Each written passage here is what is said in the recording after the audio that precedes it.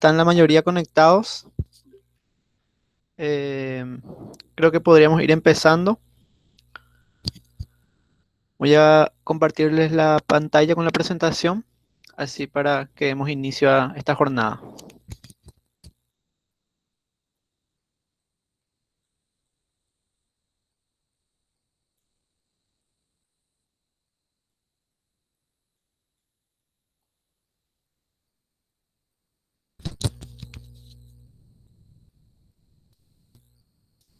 Bueno, creo que me imagino que le está apareciendo ya la presentación, así que vamos a ir comenzando. Bueno, en esta aula 2 vamos a ver un poco más a fondo lo que sería todo lo que influye en los módulos del sistema de sombreado, o sea, cuánta es la influencia que una sombra puede tener en el sistema fotovoltaico. También estaremos viendo un poco de lo que es el HSP, las horas solares pico, y cómo se puede determinar estas horas solares picos a través de un site de la NASA. Entonces vamos a estar viendo básicamente eso el día de hoy y vamos a dar inicio. Bueno, esto es un poco a modo de dar un pequeño repaso de lo que fue el aula pasada. En realidad quería también poner los requisitos que uno tendría que analizar siempre antes de realizar una instalación de paneles fotovoltaicos, porque muchas veces puede haber ciertos inconvenientes si uno no hace una visita técnica previa al local. Entonces, a modo de comentarios y sugerencias, también les coloqué estos pequeños ítems que sería siempre que sean satisfechos, ¿verdad?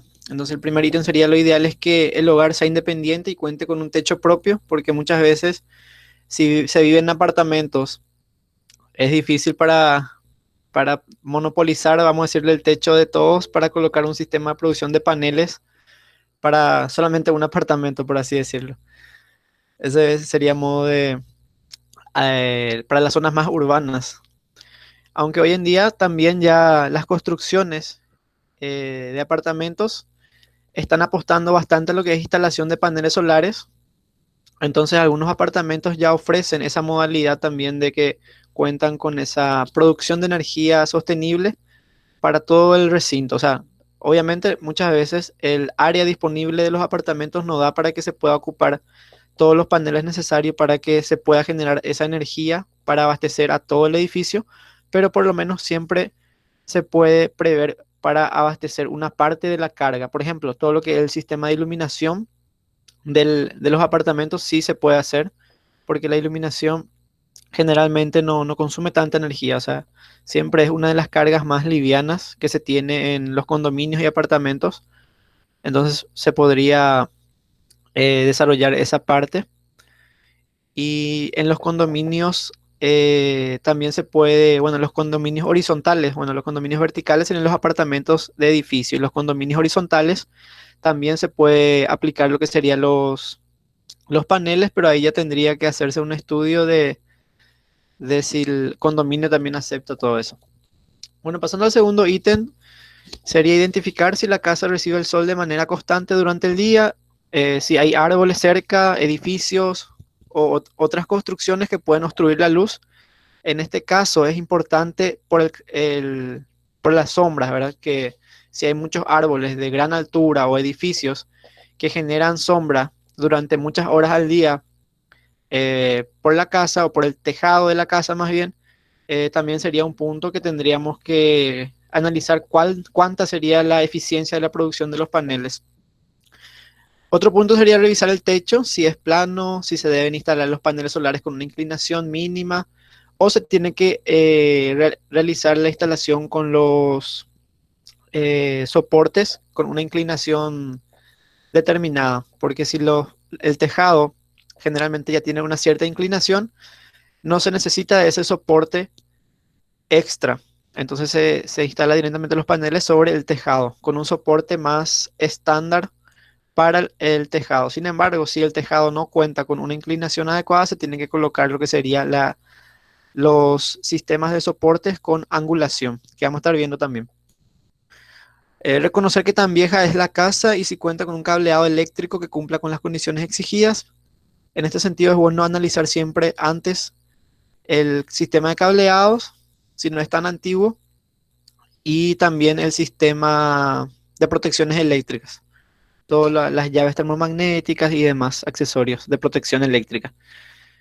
Y revisar que los gastos energéticos que se generan en la casa para saber qué tipo de sistema se necesita. O sea, hacer un mapeo de todos los electrodomésticos o artefactos que se estaría abasteciendo con los paneles solares y también hacer un análisis del costo-beneficio. ¿Cuánto sería la inversión que se estaría haciendo con los paneles solares y cuánto sería el beneficio que estaría recibiendo? O sea, en realidad se tendría que hacer un análisis de amortización, en cuánto tiempo yo pagaría mi sistema y si sería rentable. Bueno, también quería hablar un poco de la vida útil de los paneles que están diseñados para durar entre 25 a 30 años, eso ya hablamos la otra vez. Sin embargo, la potencia nominal de los paneles solares, tanto mono como policristalino, se degrada alrededor de 0,5% al año. Esto es, cada célula se va degradando 0,5% al año y este degrade en 10 años en realidad se disminuiría un 90%. O sea, se mantendría un 90% de la eficiencia de la producción de los paneles. Les voy a mostrar más adelante una ficha técnica en donde vamos a poder profundizar y ver mejor esa característica de la vida útil. Eh, Como están expuestos a inclemencia del tiempo, también la superficie puede quedar cubierta por hojas, excrementos de animales, pájaros, ramas, polvo, polen e incluso partículas de contaminación de áreas urbanas. Entonces también es importante hacer un mantenimiento de limpieza de los paneles preventivo. Bueno, esto es la condición de estándar de medida que serían los test de standard condition que el otro día les estuve mencionando, que serían los parámetros característicos de un panel. Y estos parámetros ya vienen medidos por los fabricantes. O sea, estos test ya son hechos por los fabricantes. En condiciones ideales para una irradiación de 1000 watts por metros cuadrados y a una temperatura del módulo de 25 grados y una distribución espectral de irradiancia con factor de masa de aire de aproximadamente 1,5. Entonces, si todos los módulos solares, como les había comentado el otro día, son sometidos a estos test de calidad, vamos a decirles, antes de que salgan de la fábrica. Y si no reúnen con estas condiciones, si no pasan estos tests, los paneles generalmente suelen ser descartados o las células vuelven a ser reaprovechadas en otros sistemas que requieren menor eficiencia. Bueno, esta sería lo que es la parte de mantenimiento de los paneles. Los paneles solares en sí requieren muy poco mantenimiento y dependiendo de dónde se coloquen deberían limpiarse con mayor o menor frecuencia. No se debe rociar con agua fría cuando el sol es demasiado fuerte para evitar un choque térmico. O sea, sería una mala idea tratar de limpiar los paneles solares al mediodía, por ejemplo, porque a esa hora tenemos la mayor temperatura y la hora de mayor generación de los paneles solares sería el mediodía. Entonces es muy importante cuando se va a realizar todo este proceso de limpieza, primeramente se haga un apagado del sistema. Es decir, bajar todas las llaves y el sistema dejarlo dormido, por así decirlo. Entonces, primeramente asegurarse de que todo el sistema esté desconectado para posteriormente rociar el agua y realizar esta limpieza. También se tenga cuidado para no apoyar demasiado las placas y que se use una escobilla especial que generalmente tiene que ser de goma y que no sea de plástico para evitar los daños al vidrio. Y se recomienda un mantenimiento anual para garantizar un rendimiento óptimo. Lo que disminuye la eficiencia de los paneles a lo largo del año es si, por ejemplo, tenemos un periodo muy largo de sequía. Entonces se puede acumular una cantidad considerable de polvo sobre los módulos y esto genera una pérdida de la eficiencia de la producción que puede llegar hasta un 8%. Entonces no es tan significativa, pero a la vez es importante que se haga el mantenimiento una vez al año, por lo menos esta limpieza, para que se pueda tener un mejor funcionamiento de todo el sistema. Bueno, antes de pasar a los precios de los paneles, les voy a estar compartiendo lo que es la ficha técnica. Y bueno, ya que estamos acá, les voy a mencionar un poco de qué dependen los precios. Principalmente del tipo de panel y la calidad, la capacidad de los mismos, que sería la potencia, el tipo de construcción, configuración y generalmente la marca también, la eficiencia y longevidad que tienen, lugar de fabricación, transporte y los impuestos que se pagan a nivel país, por así decirlo. Porque si uno importa estos paneles, generalmente se paga un impuesto en aduanas. Entonces, siempre se tiene que tener en cuenta estos parámetros para que se tenga una aproximación más exacta de los paneles. Porque si uno realiza una cotización de estos paneles, muchas veces capaz no se incluyen los costos de impuestos y el flete también de estos paneles. Ahora voy a compartirles el, lo que sería la ficha técnica del panel solar.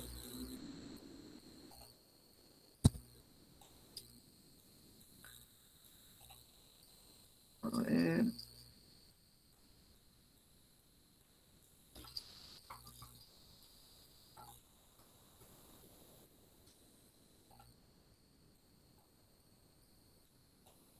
ahí está.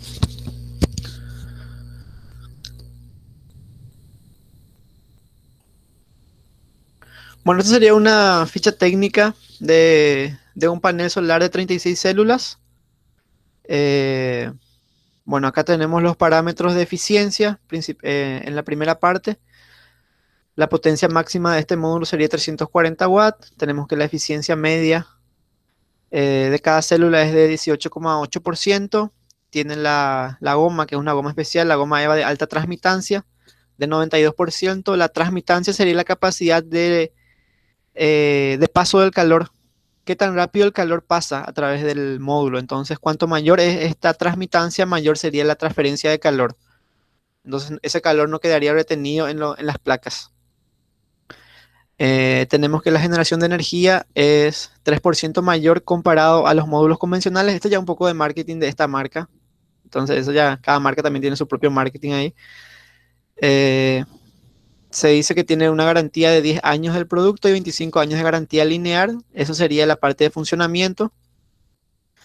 Eh, Te dice que este sistema sería para tanto proyectos de sistemas on-grid y off-grid. Entonces sería apto para los dos tipos de sistemas.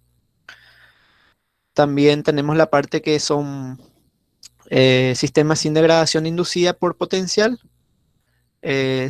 Sin descolocar acá esa parte sería más bien la microfisura que puede ocurrir cuando se realiza la parte de la instalación. Como les mencioné muchas veces, en la instalación se pisan los paneles y cuando se pisa estos paneles se puede producir lo que serían las microfisuras. Entonces es muy importante que cuando se haga la instalación, generalmente en instalaciones grandes, algunos instaladores no cuentan con la capacitación adecuada y se pasan recorriendo encima de los módulos.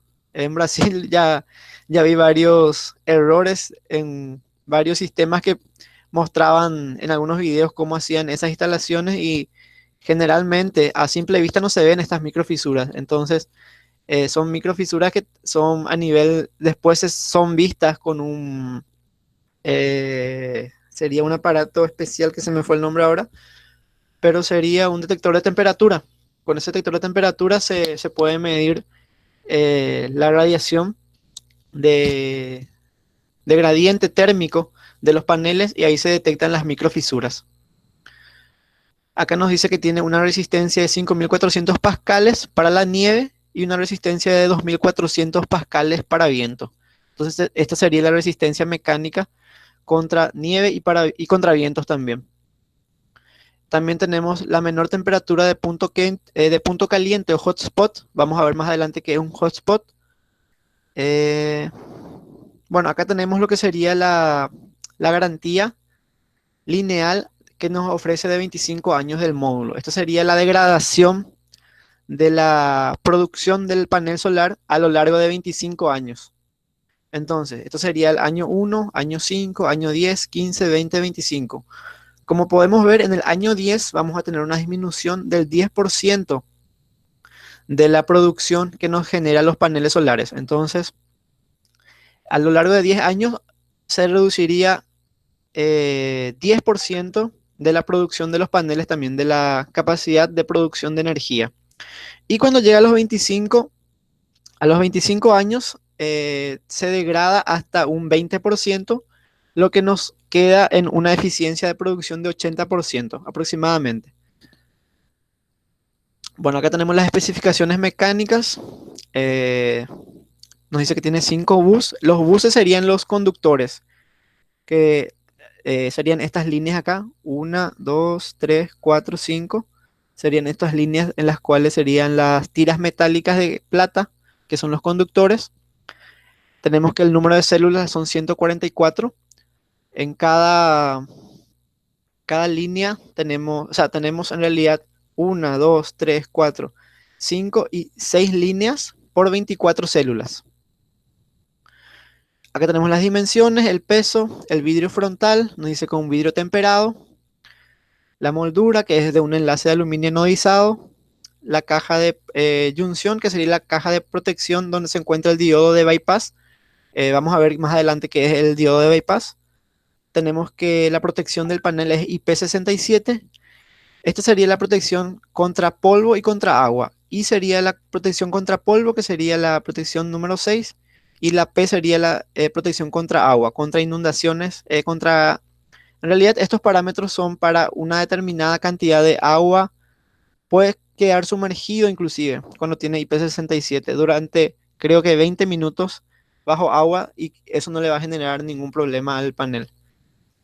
Los diodos de bypass tiene 3 piezas de diodos. También vamos a ver esto más adelante. Tengo ahí en la presentación. El tipo de conector es el MC4. Este es el conector que se utiliza para la conexión de los paneles solares. Y nos dice que la corriente máxima del fusible es de 15 amperes. El área del cable conductor es de 4 milímetros. Y la largura del cable también nos da. Después tenemos lo que serían las especificaciones eléctricas. Esto sería para un módulo de 325 watts, para un módulo de 330, un módulo de 335 y un módulo de 340 watts de potencia. Acá tenemos lo que sería la tensión de circuito abierto, tensión de máxima operación, corriente de cortocircuito, corriente de máxima operación, potencia máxima y la eficiencia del módulo. Como podemos ver, la eficiencia va aumentando a medida que aumenta la potencia del módulo también. Y estos otros parámetros vamos a ver más a detalle en la presentación. Y después tenemos informaciones de la parte de embalaje, que eso ya no nos importa. Bueno, esto sería en resumen una ficha técnica. Esta ficha técnica puede variar de acuerdo a cada fabricante, tiene sus propias especificaciones. Algunos nos dan más detalles, otros nos dan menos detalles en sus fichas técnicas. Eso varía de acuerdo a cada fabricante. Bueno, ahora les voy a compartir de vuelta la presentación.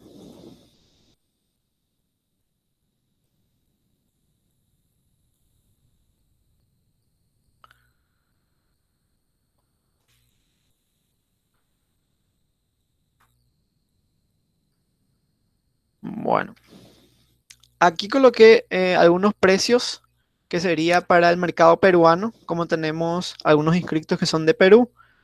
Coloqué lo que sería esta página que es peruana, que se llama Autosolar Perú.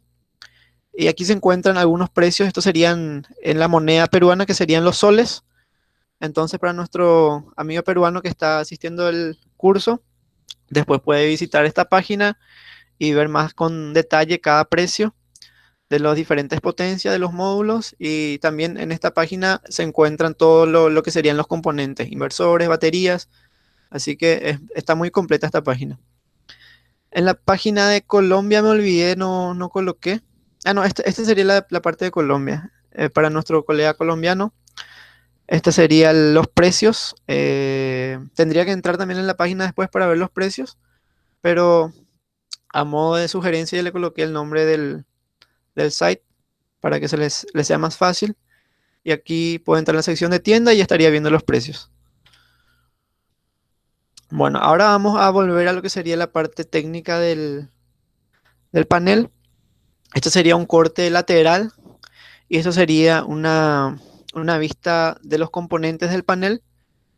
Nuevamente tenemos el marco, que es la estructura metálica.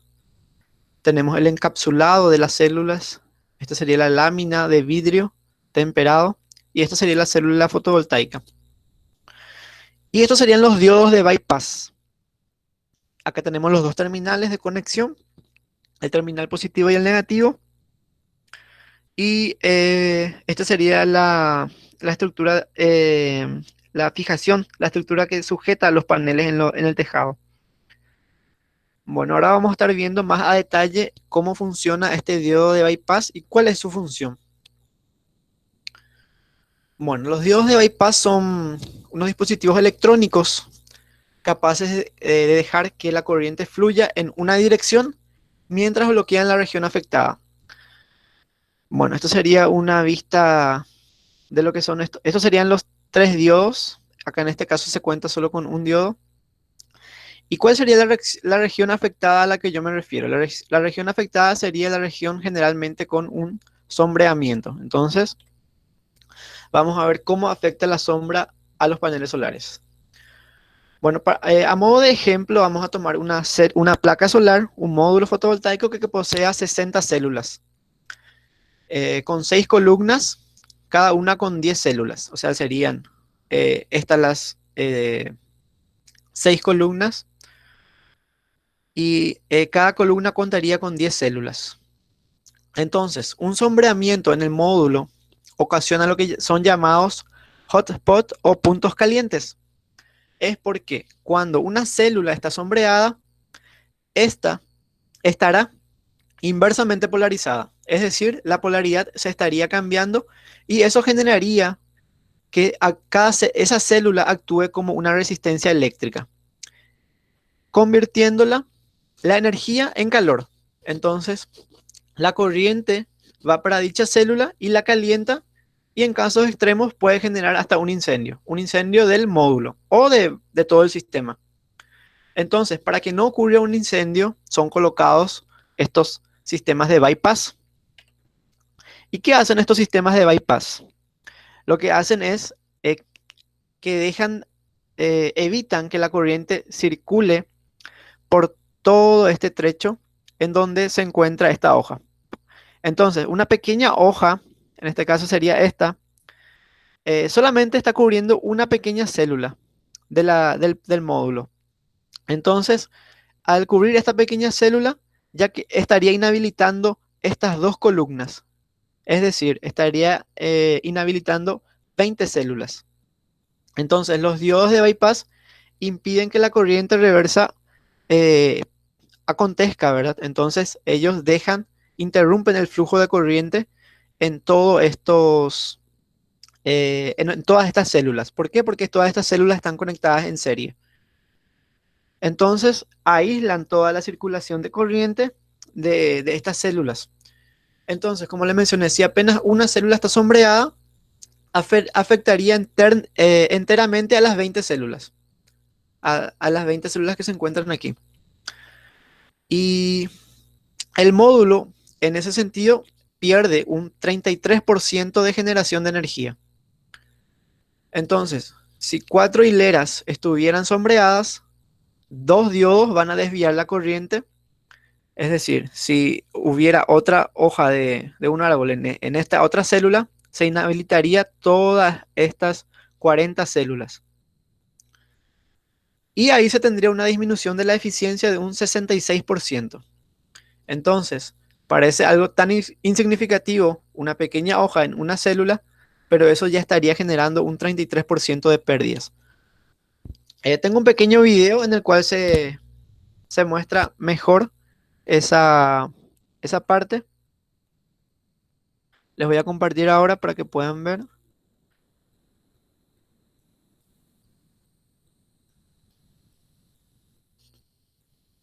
Ahí.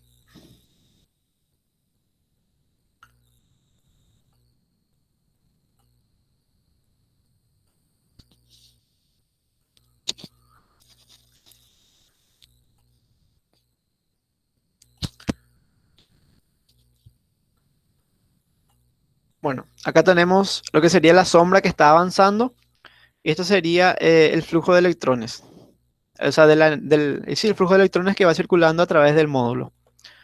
Como podemos ver, aquí tenemos una producción del 100% de energía con este módulo.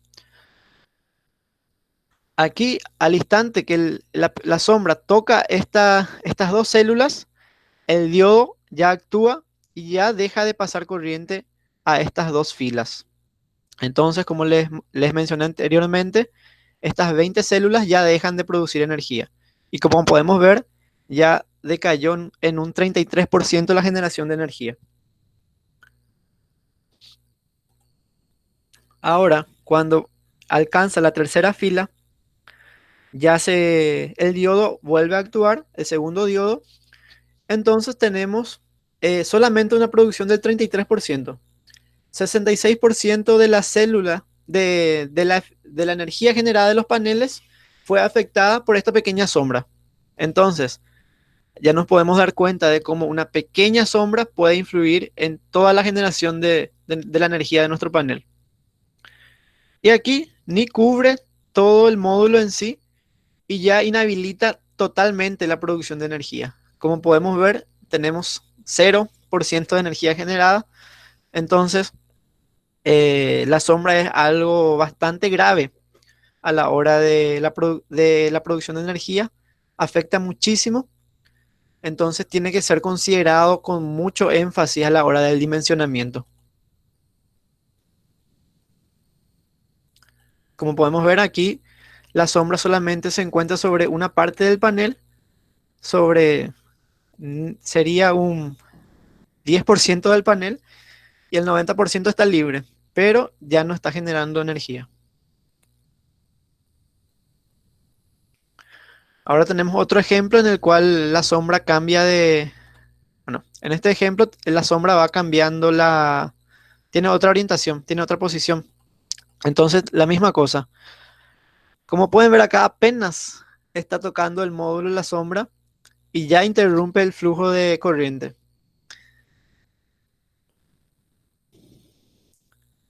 Entonces, la misma cosa, vuelve a inhabilitar el segundo diodo.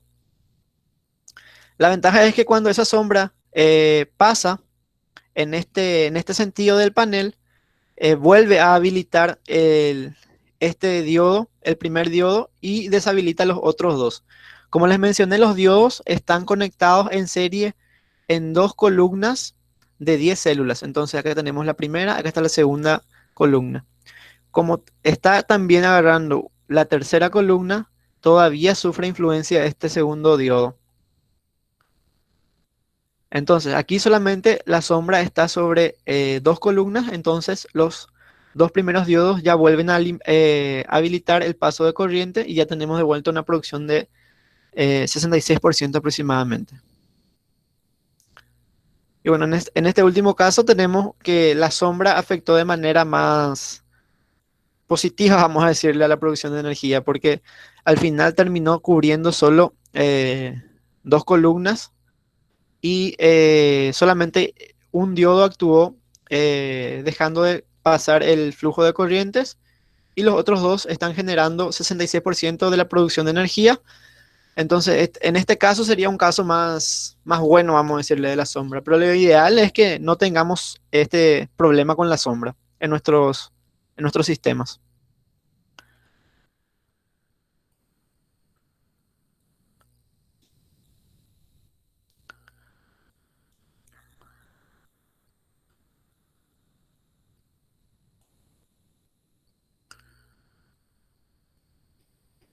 Bueno, entonces, ¿cuáles serían algunas opciones? Eh, Entonces, si yo tengo un tejado de un cliente mío que va a querer un proyecto y ese tejado tiene sombra, entonces yo directamente ya le digo que no se va a poder. Tampoco es esa la opción. Entonces, hay varias alternativas que se pueden proponer o que se pueden plantear al cliente, solo que generalmente es un poquito más costoso porque requieren de otros sistemas. Bueno, ¿cuáles son algunos de esos sistemas? Serían este otro módulo que tenemos acá sería un módulo Smart Hot, spot free. Entonces, ¿qué sería esto? Sería un módulo que tiene un diodo de, o sea, cada célula de este panel tiene un diodo incorporado. No es, no es como este otro módulo en el cual solamente tenemos tres diodos. En este caso, por cada célula tenemos un diodo incorporado. Entonces, estos paneles son unos paneles de la nueva tecnología que salieron hace muy poco al mercado, pero obviamente tienen un costo mayor. ¿Por qué? Porque tiene una mayor cantidad de diodos. En este caso tendría 60 diodos porque tienen 60 células. Entonces, es mucha la diferencia contra este otro módulo que solo tenía tres diodos.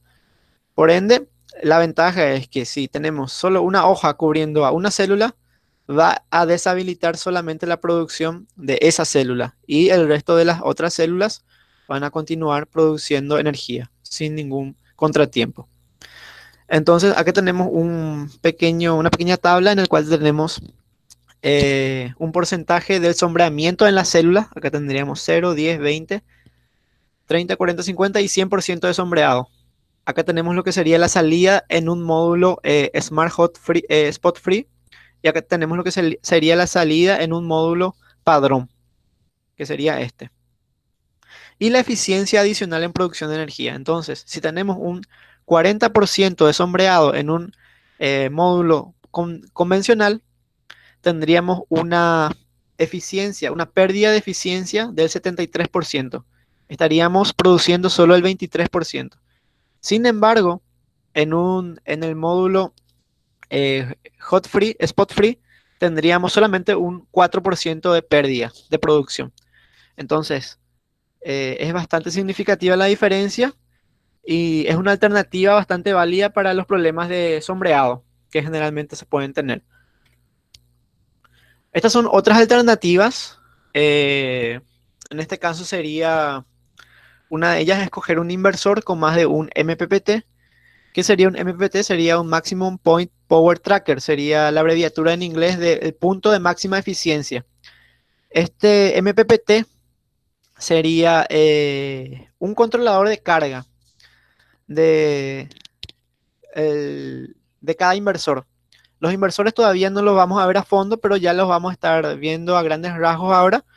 Entonces, utilizar una segunda entrada para los módulos sombreados. Los inversores fotovoltaicos generalmente en sus especificaciones técnicas ya vienen, por ejemplo, de 3 kilowatts o 3000 watts que tienen un MPPT o dos MPPT. ¿Cuál es la diferencia de que tenga un MPPT o dos? La diferencia es que se puede orientar los paneles en más de una dirección.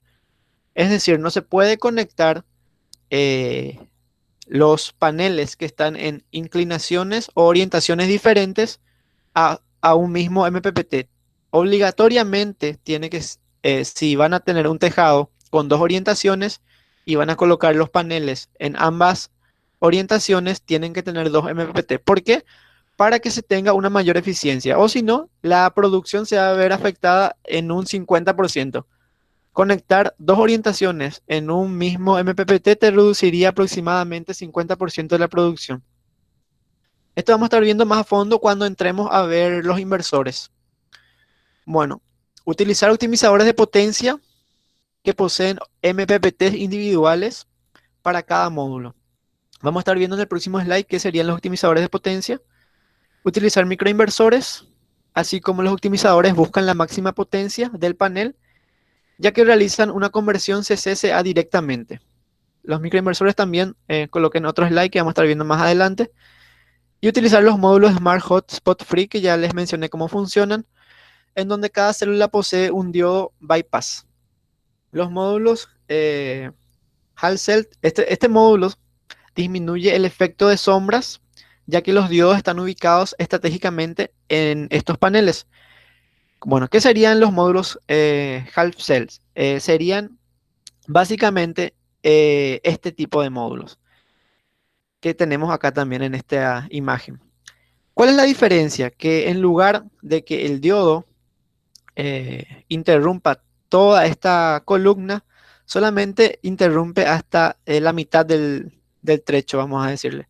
¿Por qué? Porque tiene una separación de vuelta con otros diodos. Tiene mayor cantidad de diodos, la verdad. Entonces, acá tiene, como cuenta con una mayor cantidad de diodos, tienen 3 diodos para esta región del panel y cuenta con otros 3 diodos para esta otra región del panel. Entonces, esta sería una célula de 400 watts de potencia con una eficiencia de 19,88% y ya sería de la tecnología Half Cell que cuenta con 6 diodos de bypass. Entonces, esta sería la diferencia. Si una hoja queda en un panel convencional, inhabilita toda la columna. Sin embargo, con esta otra nueva tecnología, ya inhabilitaría solo la mitad de las columnas. O sea, inhabilitaría aproximadamente 5 células. En realidad, en este tipo de paneles, la cantidad de células también es menor. Como podemos ver en la imagen, en este caso contaría con 1, 2, 3, 4, 5, 6, 7, 8, 9, 10, 11, 12 células en cada mitad del panel. Entonces, se reduce el tamaño de las células, pero se aumenta la cantidad de diodos semiconductores. Bueno, esto sería en los optimizadores de potencia. ¿En qué consisten? Estos optimizadores de potencia son conectados a los dos terminales del panel solar. Es decir, el polo positivo y negativo del panel son conectados a este optimizador, perdón, y este a su vez es interconectado con el otro y así van conectándose, por así decirlo, en serie. Entonces aquí tenemos un pequeño ejemplo de lo que sería 3 paneles convencionales sin ningún sistema optimizador de potencia y esto sería un string o una cadena de paneles con los optimizadores de potencia acoplados. Entonces, cuando tenemos la sombra que es producto de las nubes, como podemos ver, cuando tenemos un sistema convencional conectado en serie, ya afecta cuando esta pequeña sombra solo cubre una parte de este panel, ya disminuye la producción de todas las demás placas que están conectadas en serie. Entonces ya se tiene una reducción del 50% de la producción. Ahora, con este optimizador de potencia, solamente se estaría reduciendo la eficiencia de producción de la placa que se encuentra afectada por la sombra. Entonces, las demás placas estarían produciendo al 100% sin ningún inconveniente. Esa es la gran diferencia entre utilizar y no utilizar los sistemas de optimización de potencia. Entonces, se tiene un gran incremento en la salida final de potencia de lo que sería en comparación a un sistema tradicional sin ningún tipo de optimizador.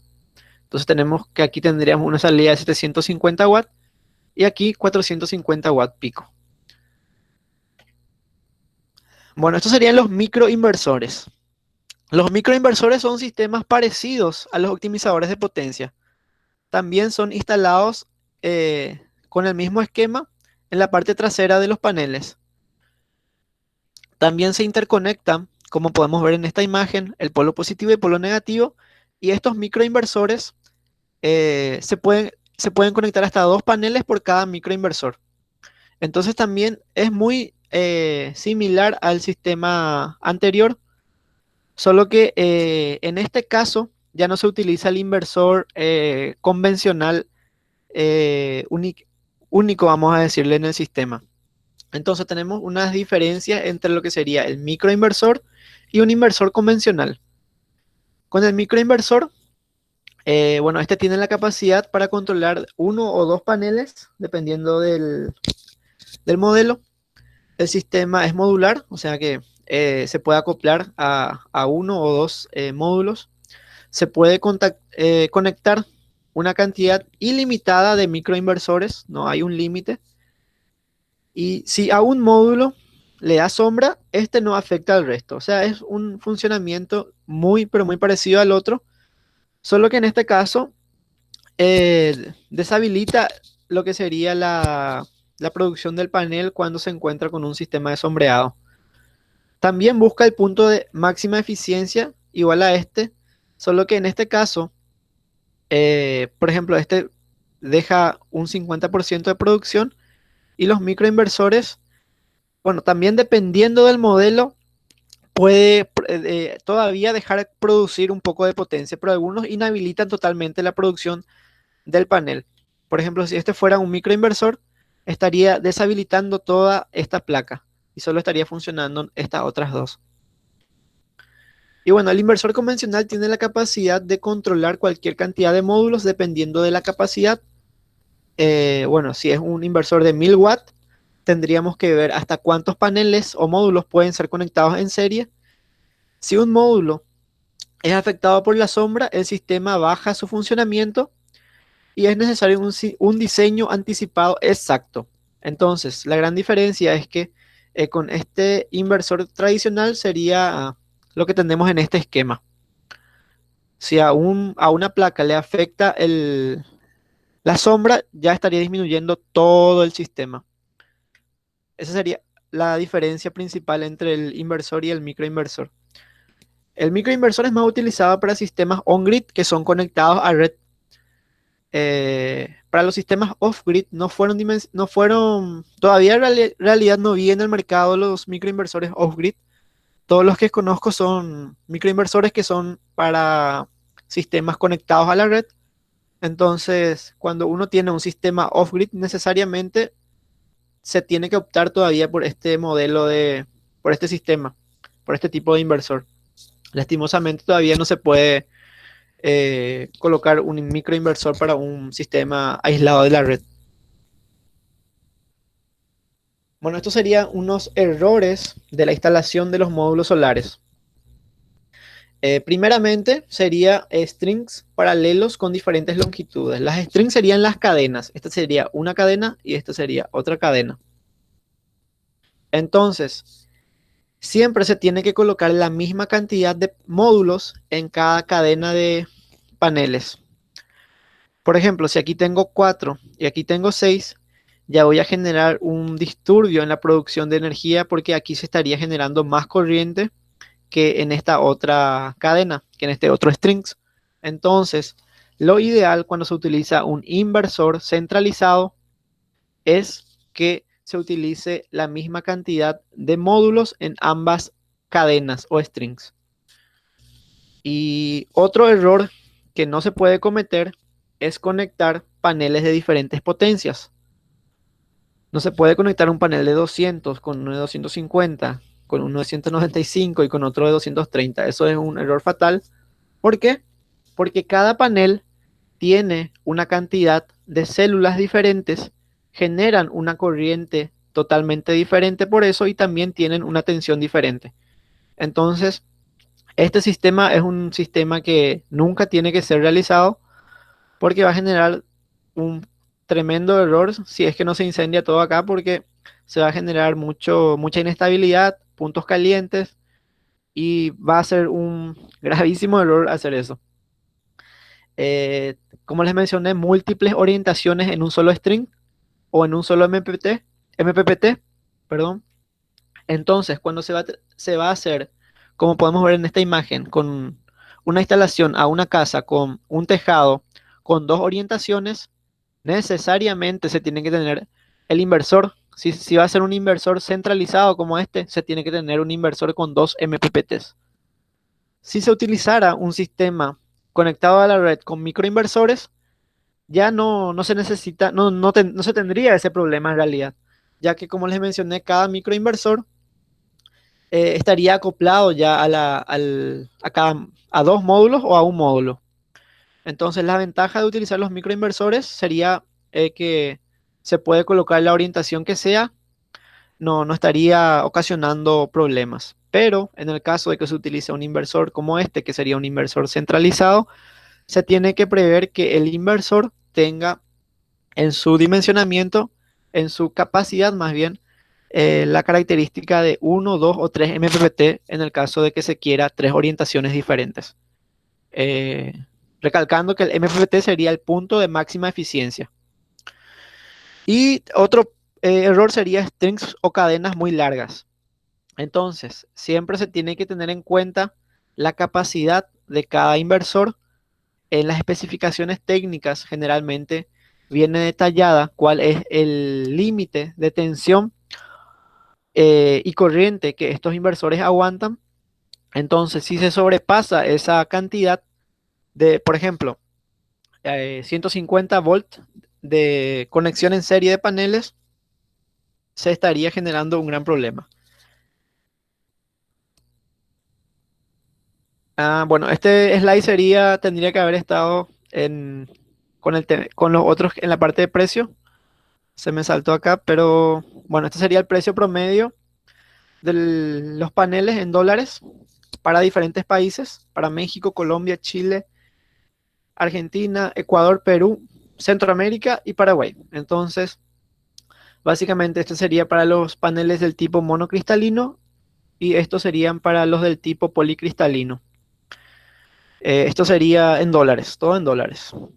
Entonces, les dejo esto por aquí para que vayan viendo después el promedio de precios. Esto en realidad es un promedio, así que pueden haber paneles un poco más caros o un poco más baratos. Así que esto es un promedio general. Bueno, esto es lo que sería la ficha técnica. Cuando yo les estaba hablando de la tensión mínima que aguantaría un módulo, me estaba refiriendo a esta tensión que aparece aquí. Entonces, estas son las especificaciones eléctricas de los paneles. Cada panel trae su especificación técnica, como ya vimos hace rato. Entonces, este sería primeramente la potencia máxima. Por ejemplo, esto sería de 395 watts, sería la potencia nominal del panel. Tenemos lo que sería la tensión de máxima potencia. En este caso, la tensión de máxima potencia de este panel de 395 watts sería 38,5 volts. Entonces, ¿qué sería este VMP? Sería, en este pequeño gráfico podemos ver que sería, bueno, este gráfico es tensión por corriente, corriente por tensión. Entonces, acá tenemos lo que sería la corriente que genera el panel y aquí la tensión. Y este punto de VMP sería el punto que nos da con la corriente de máxima potencia, nos generaría lo que sería la potencia máxima. Entonces, recuerdan que el otro día yo les mencioné que a medida que aumenta la temperatura, va disminuyendo la tensión del panel, la tensión. Entonces, ¿por qué disminuiría la potencia? Porque la potencia es el producto de la tensión por la corriente.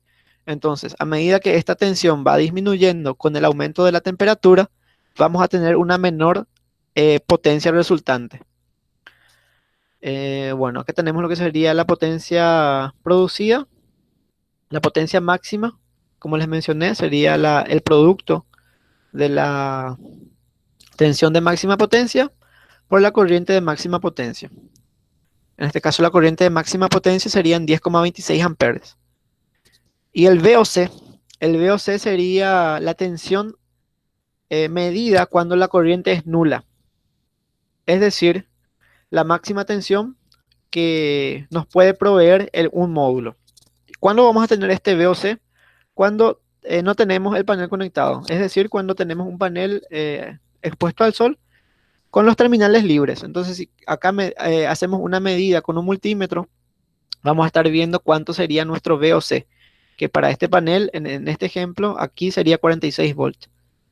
Entonces, estos parámetros son utilizados para el dimensionamiento que vamos a estar realizando en la próxima aula. Entonces, es muy importante que tengamos en cuenta lo que sería la tensión nula, perdón, la corriente nula con el VOC para hacer los dimensionamientos correctamente. Después tenemos lo que sería la corriente del módulo en condición de potencia máxima, que sería el IMP, que en este caso sería de 10 amperes.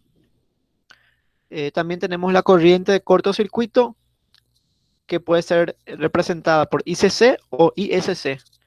Esta nomenclatura varía de acuerdo a cada fabricante. Algunos vienen con esta nomenclatura y otros vienen con esta nomenclatura en el datasheet o en el catálogo de cada panel. En la ficha técnica, perdón. Entonces, la corriente de cortocircuito sería cuando los terminales se interconectan. Cuando se interconecta el terminal positivo con el terminal negativo. Entonces, tenemos que la tensión ahí sería nula y tendríamos la generación de la máxima corriente que puede ser proveída por el panel solar. Entonces, como vimos anteriormente, estas serían las condiciones o características más bien eléctricas del panel solar que estaría determinado en cada especificación técnica que viene con cada panel. Acá está cada parámetro, acá está la definición de cada uno de ellos. Y aquí tenemos lo que sería la ficha técnica para varias potencias. Para una potencia de 200, desde 225 hasta una potencia de 260 watts, podemos ver que estos parámetros van variando. ¿Por qué van variando? Porque va aumentando la cantidad de células de cada panel. A medida que aumenta la potencia, aumenta la cantidad de células también. Aquí tenemos el coeficiente de temperatura y algunos parámetros de máximo voltaje del sistema. En este caso sería 1000 volts.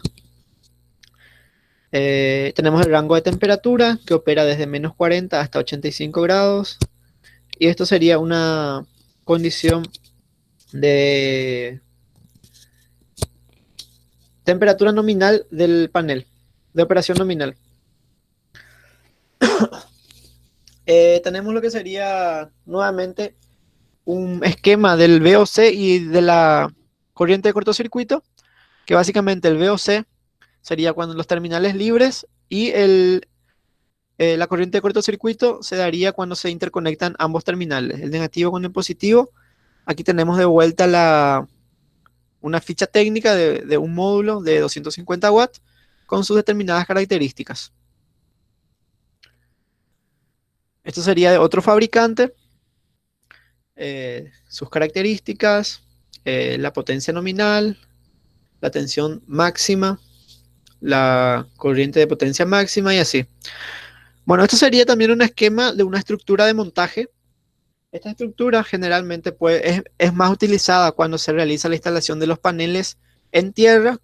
No obstante, cuando se tiene la instalación de un panel solar, por ejemplo, en un apartamento que tiene la terraza, se utiliza también este tipo de estructuras para dar una inclinación adecuada al panel. El ángulo, esto es adaptable, siempre se puede adaptar de acuerdo a cada ubicación de cada local, varía el ángulo, eso vamos a estar viendo también con con los datos que nos van a ser proveídos desde la NASA, que vamos a ver a continuación. Bueno, ahora llegamos a lo que serían las horas de sol pico. Las horas de sol pico es el primer paso que tenemos que conocer de un lugar a la hora de hacer una instalación. ¿Por qué? Porque con esta hora de sol pico se tendrían las horas efectivas que se pueden producir energía. Entonces, con estas horas de sol pico se puede determinar cuál sería o cuánta sería la producción de energía que tendríamos en un determinado local. Aquí tenemos la dirección. Bueno, les voy a compartir, les voy a mostrar cómo se estaría realizando esta determinación de las horas solares pico.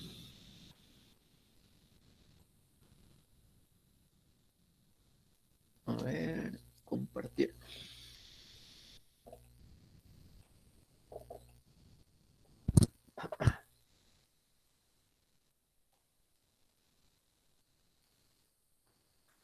Bueno, aquí tenemos el link del enlace que les coloqué en la presentación. Vamos a actualizar esto.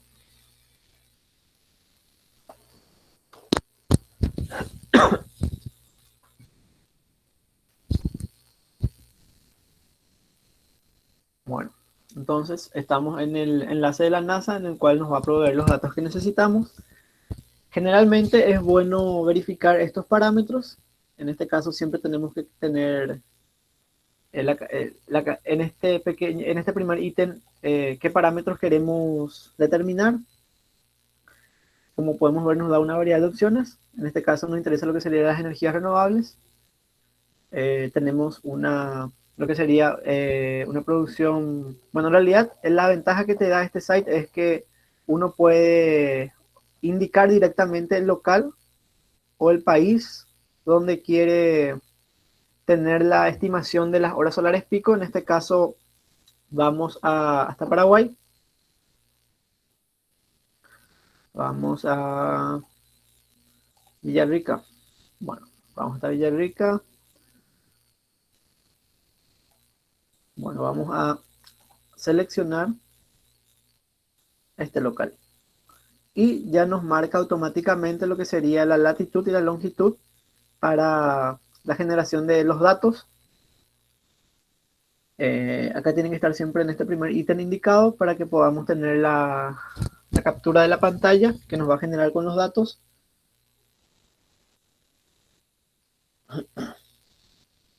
Aquí tenemos que dar un clic aquí.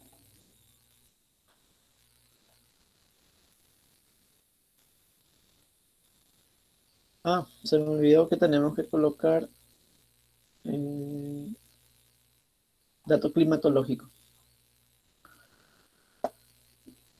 Entonces venimos a lo que serían los parámetros solares y venimos hasta este segundo ítem, lo marcamos y le damos enter.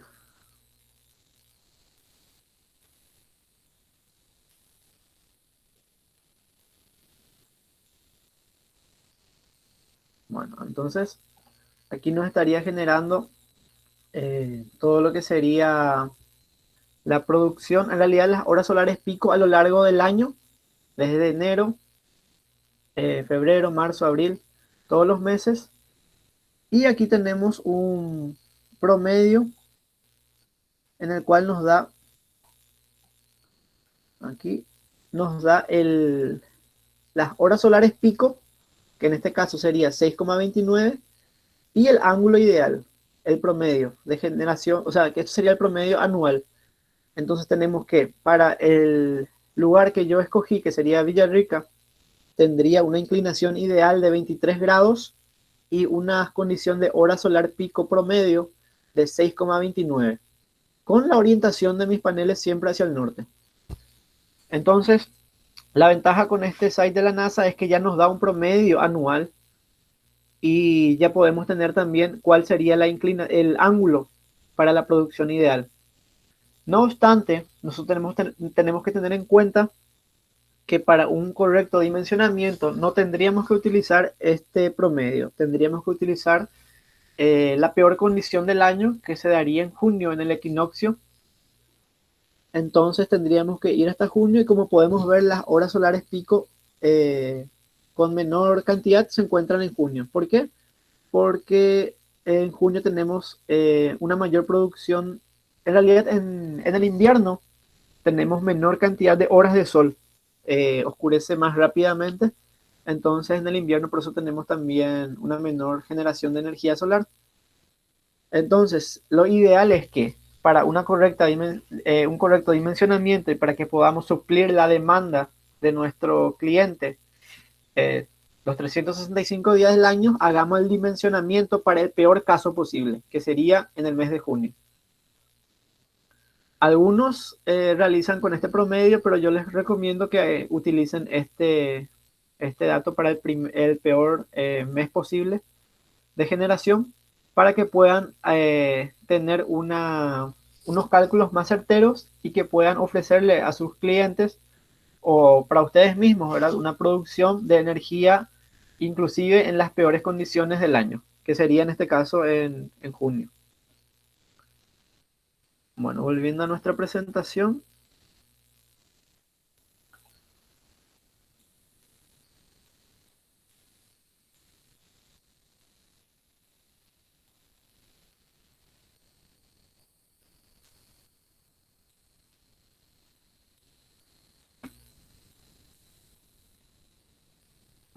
Eh, bueno, ese es el dato, este es para otra localidad.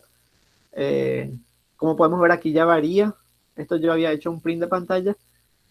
Aquí podemos ver que el ángulo es 28, las horas solares pico es 5,34. Entonces, dependiendo de la ubicación del país y de la localización, siempre va a variar estos datos. Vemos que para junio, aquí en las horas solares pico son de 3,72. Entonces, eso va variando de acuerdo a cada localidad, a cada país. Por eso no se puede hacer un cálculo promedio de generación, eh, vamos a decirle padrón. Siempre se tiene que hacer un dimensionamiento para cada cliente específico.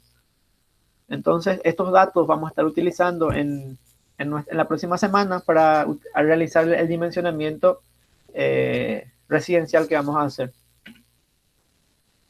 Bueno, esto sería el efecto de la irradiancia. Como les mencioné, dependiendo de la localización, de la ubicación también va variando también estos datos. Entonces acá tenemos la curva de intensidad de corriente por tensión de un módulo fotovoltaico para distintos valores de irradiancia solar y una temperatura de trabajo de las células de aproximadamente 25 grados Celsius. Entonces, a medida que la irradiancia sería lo que va variando a lo largo del año también. Entonces, como podemos ver, por eso es que la producción también la producción de energía que tenemos va a ir variando mensualmente y anualmente, porque la irradiancia, como podemos ver, para 250 watts es muy, muy diferente de lo que sería para 750 watts. Tenemos una corriente mucho mayor aquí, por ende vamos a tener una potencia de salida mucho mayor, porque la potencia sería el producto de la intensidad de corriente por la tensión. Entonces, básicamente, aquí podemos ver lo que sería el gráfico de la potencia por tensión. En este eje tenemos la potencia y en este otro la tensión. Acá podemos ver que a medida que aumenta la irradiancia tenemos una mayor potencia también de salida. Y esto vamos a estar viendo también a la hora del dimensionamiento más detalladamente. Cómo hacer un dimensionamiento de potencia de acuerdo a cada necesidad, ¿verdad?, de cada cliente, de acuerdo al consumo energético de cada cliente. Bueno, este sería nuevamente el gráfico de del efecto de la temperatura. Como podemos ver, a mayor temperatura tenemos este gráfico es, en este eje tenemos la potencia y en este otro eje tenemos la tensión. A medida que va aumentando la temperatura, 0 grados, 25, 50, 75, va disminuyendo nuestra potencia. Entonces, a 25 grados podemos observar que esta curva es bastante mayor de lo que sería esta curva a 50 grados Celsius. Entonces, la temperatura juega un papel bastante importante también a la hora de bajar la producción de energía. Entonces, es también bastante importante que tengamos en cuenta ese parámetro a la hora del dimensionamiento, la temperatura de la localidad en donde se va a realizar el proyecto o la instalación. Bueno, esto sería un poco de lo que vamos a ver ya, o sea, lo que vamos a realizar en la próxima clase, el dimensionamiento de un sistema solar off-grid. Bueno, el sistema solar off-grid está compuesto por lo que sería el panel solar, el controlador de carga, las baterías, el inversor, y ya del inversor se iría distribuida a las cargas, a las diferentes cargas, la energía que es producida por los paneles y que fue almacenada en las baterías. Estos son más bien sistemas para zonas rurales en donde no se cuenta con energía eléctrica, para ya sea granjas, ya sea en la zona del Chaco. En Paraguay se utiliza bastante, ya que en el Chaco paraguayo muchas localidades, muchas ciudades ahí todavía no cuentan con energía y tendido eléctrico. Entonces estos sistemas son bastante utilizados en Paraguay y en el Chaco. Estos serían sistemas off-grid, con un inversor diferente ya en este caso. En este caso el inversor ya viene con un controlador de carga acoplado. ¿Qué quiere decir eso? En este caso podemos ver que en este caso este sería el controlador de carga y este sería el inversor. Y en el otro esquema ya vienen acoplados en un solo sistema. Tanto el controlador como el inversor ya sería solamente eh, una estructura, vamos a decirle. Este tipo de inversor es un poquito más costoso. ¿Por qué? Porque justamente ya viene el controlador o regulador de carga, que es el que controla la carga de las baterías, incorporado al inversor.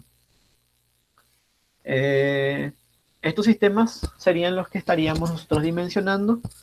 Como en Paraguay todavía no tenemos los sistemas de conexión a la red, serían básicamente los sistemas off-grid y los sistemas híbridos los que estaríamos dimensionando en Paraguay. Bueno, esto sería un sistema conectado a la red eléctrica. ¿Cuál es la diferencia? Que la energía que no es consumida, la energía generada por los paneles que no es consumida en el hogar, en la residencia, va directamente a la red eléctrica.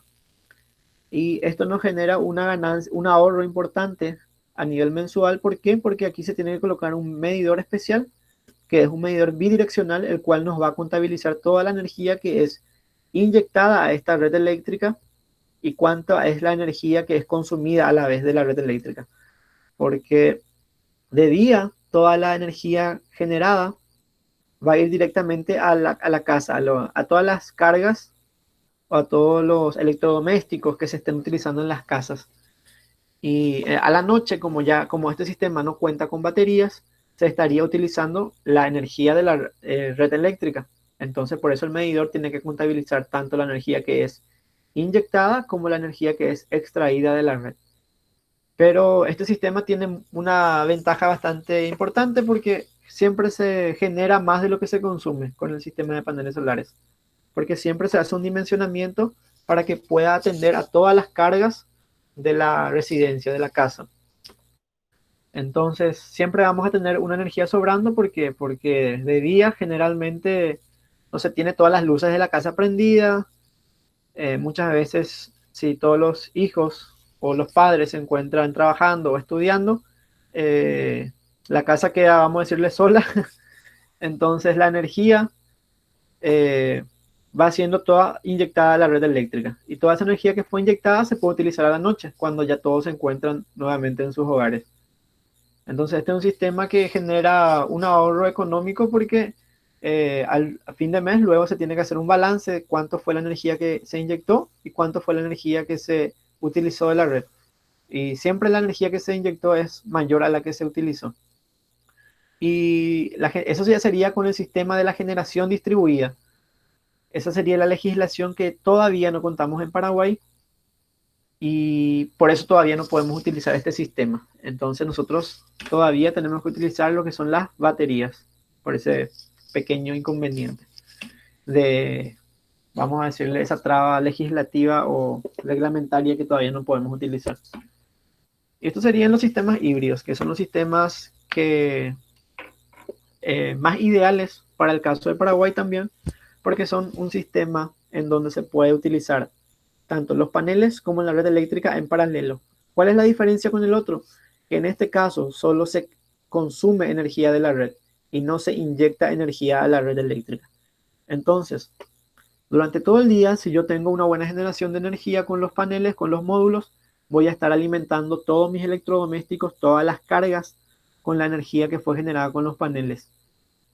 Y un porcentaje de esa energía que no es utilizada aquí va siendo almacenada al banco de baterías.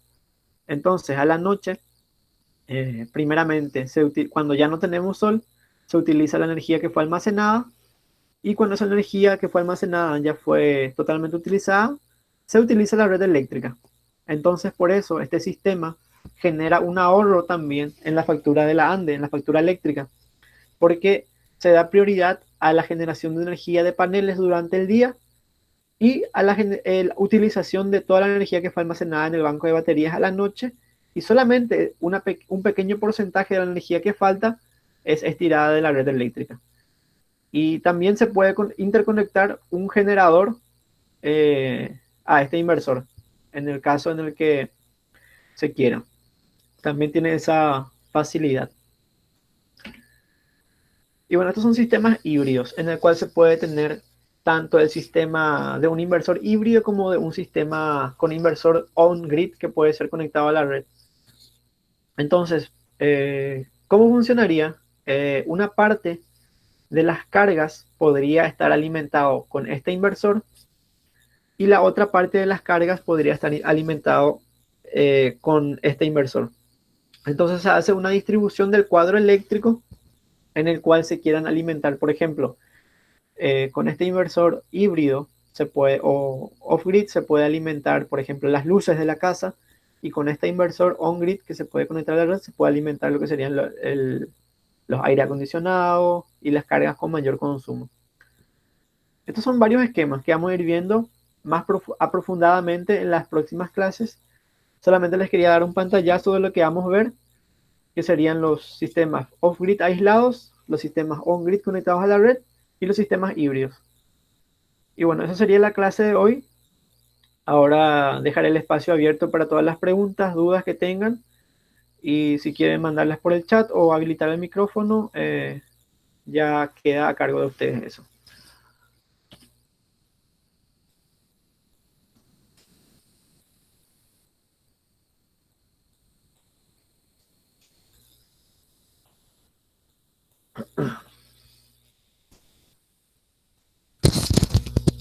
Bueno, cuando se animen podemos empezar con la ronda de preguntas.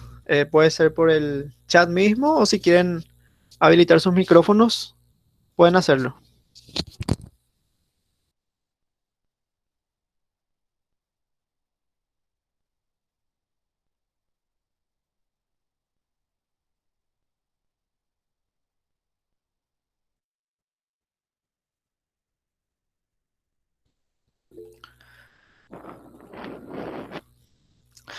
Rodrigo, te escucho. No sé si quieres habilitar tu micrófono.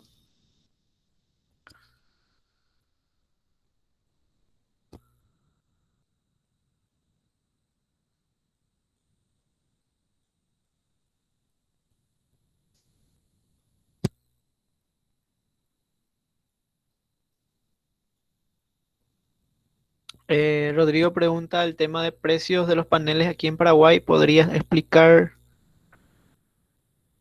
Ah, dale. Voy a pasar de vuelta a ese punto. No hay problema, voy a estar mostrando de vuelta. Ariel dice la hora solar pico que mostraste de la NASA 6,25, ¿qué significa?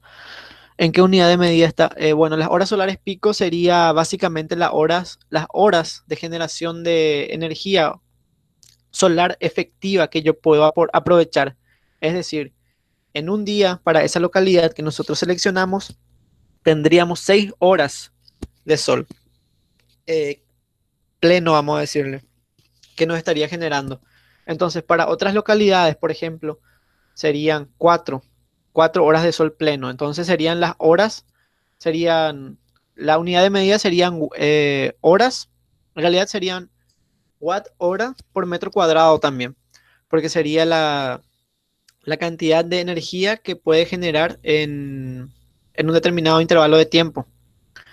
Pero más, así con palabras más claras, vamos a decirle, sería las horas de generación plena de sol que vamos a tener en esa localidad, que en este caso serían 6 horas. Si nos da una hora de sol pico de 5, serían 5 horas de sol pleno que se puede utilizar.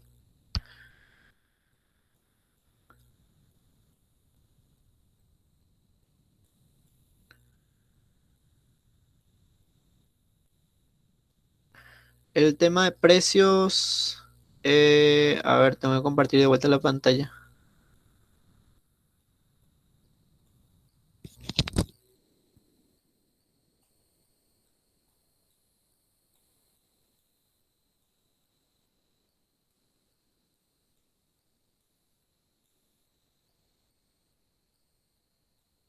Bueno, el tema de los precios es un promedio, como les mencioné.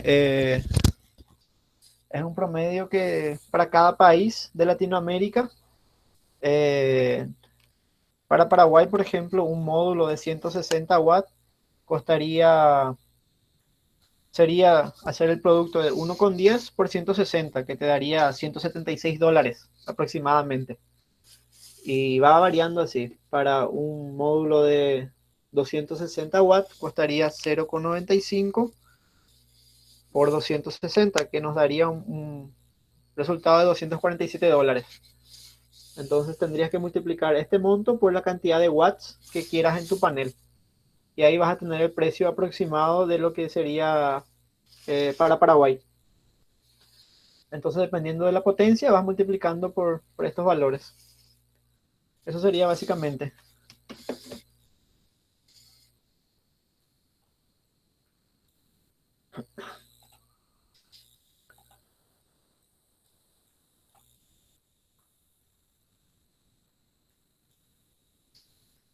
En la próxima presentación les voy a colocar un gráfico.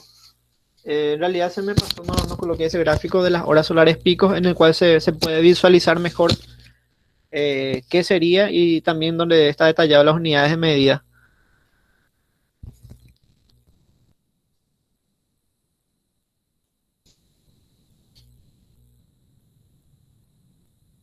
El precio está por potencia. Sí, el precio es por potencia. Entonces, como te mencioné, sería el producto directamente de ese monto que aparecía ahí en la tabla por, por cada watt que quieras. Si son de 10 watts, multiplicas por 10 y así.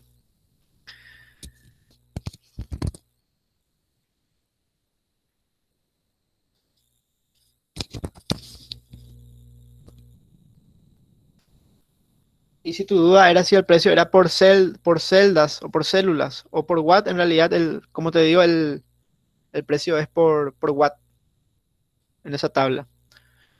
Cada watt por ese monto que aparecía ahí en dólares.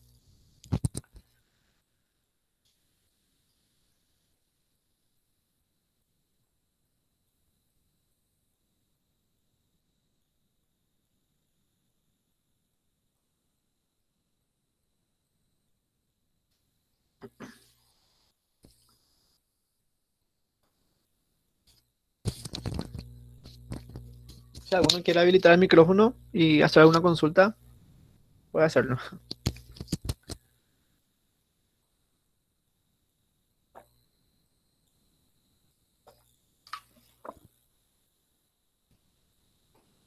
En la próxima clase estaríamos viendo ya lo que sería el dimensionamiento. En realidad, el primer día vamos a ver a fondo cada componente. Vamos a estar analizando lo que serían las baterías, los tipos de baterías, los controladores de carga, tipos de controladores de carga que existen en el mercado, sus características técnicas y los inversores. Y en la aula del miércoles estaríamos haciendo el dimensionamiento. Entonces, primeramente necesitamos conocer más a fondo cada componente con sus especificaciones técnicas, por ejemplo, qué tipos de baterías hay en el mercado, cómo se hace el dimensionamiento de las baterías, el inversor, cómo se hace el dimensionamiento del inversor y así por cada componente.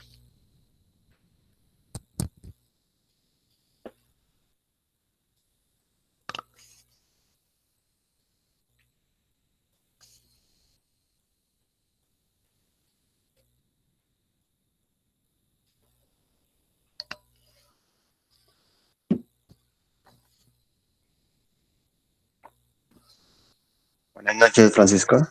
Buenas noches. ¿Qué tal? Te Hablas escucho, con Martín. Martín de Colombia. ¿Cómo estás, Martín? Te escucho. Sí, Quiero, hacer- quiero hacerte una pregunta. ¿Tú cómo haces la adquisición de los paneles? ¿Directamente con un proveedor de China o con intermediario en tu país? No, yo realmente los productos, generalmente cuando tengo proyectos grandes, los importo directo de China. Pero cuando tengo proyectos más pequeños y yo no tengo stock, ya sea de paneles, inversores o cualquier otro artefacto, los traigo de Brasil, porque en Paraguay todavía no tenemos un mercado muy diversificado de lo que serían las energías renovables y todavía no tenemos con muchos proveedores. Entonces yo la mayoría de las veces traigo o de Brasil o directamente de China. Ok. ¿Tú nos puedes también dar esos proveedores? Por ejemplo, el de China. Sí, claro que sí. En China hay millones de proveedores y te escriben toda la hora. Pero les puedo pasar sin problemas. Ah, ok, vale, listo. Pero en tu caso, en Colombia y en Perú también, por ejemplo, ya el mercado es un poco más diversificado, ya encuentran más, con más facilidad todos los productos que lo que sería en Paraguay. Y quiero hacerte otra pregunta. ¿Qué sería lo mínimo con lo que uno podría empezar una empresa de paneles solares? Y haciendo proyectos residenciales, se tiene que empezar de los proyectos residenciales y de ahí se va escalando a a los proyectos mayores. Primeramente ¿Y también, ¿cómo? cuál es el stock mínimo que uno debería, con el cual uno debería empezar? Y yo te recomiendo que vayas comprando de acuerdo a los proyectos que tengas. Como te digo, en tu país, por ejemplo, hay un mercado mucho más diverso de lo que es Paraguay. Y, por ejemplo, tenés un proyecto en el cual vas a necesitar 10 paneles. Cuando tengas ese proyecto aprobado, te vas y comprar los 10 paneles. No hace falta que vos ya tengas almacenado esos 10 paneles, vamos a decirlo así, ¿entendés? En tu país es mucho más fácil adquirir los paneles que aquí en Paraguay. Ok. Y también nos vas a hablar más adelante, no en son de, pues, de a darle comercializar, pero si nos vas a hablar de las marcas que tú recomiendas. Sí, sí, les puedo dar algunas marcas que son las más utilizadas en el mercado y recomendar esas marcas para que vayan utilizando en sus productos, en sus proyectos. Ok, listo, de acuerdo. Dale, Muchas gracias. dale por nada, Martín.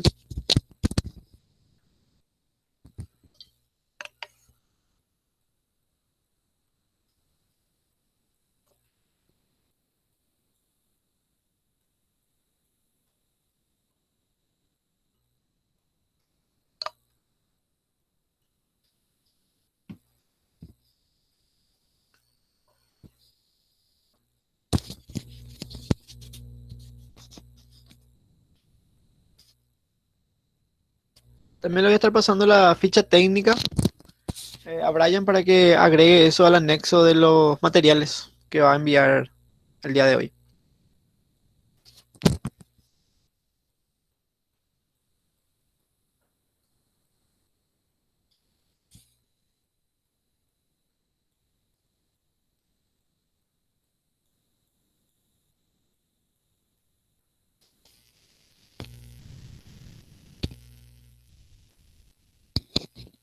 Bueno, si no tienen ninguna duda más, podemos ir finalizando. Cualquier duda que de por ahí tengan más adelante, pueden también preguntar en el grupo de WhatsApp sin ningún problema. Ese grupo también sirve para dudas o para cualquier pregunta que tengan. Pueden ir preguntando por ese medio también sin ningún problema. Así que si ya nadie tiene dudas, vamos a ir finalizando para que se les pueda enviar el material y si quieren revisar alguna parte de vuelta, lo hacen, cada uno en sus casas. Y como les mencioné, en la próxima clase vamos a estar viendo más detalladamente cada componente, eh, principalmente lo que son los controladores de carga y las baterías y posteriormente los inversores. Y en la clase siguiente del miércoles vamos a estar haciendo el dimensionamiento en sí del proyecto residencial con todos los componentes ya.